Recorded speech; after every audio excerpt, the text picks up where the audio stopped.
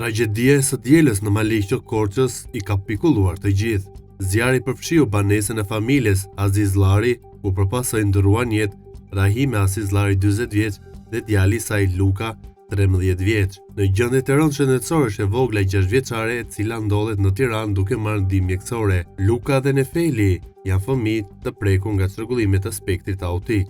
2 ditë më parë, babai Valentino kishte postuar në profilin e tij në Facebook foton e vajzës 6 vjeçare duke shkruar urimin për ditëlindjen e saj.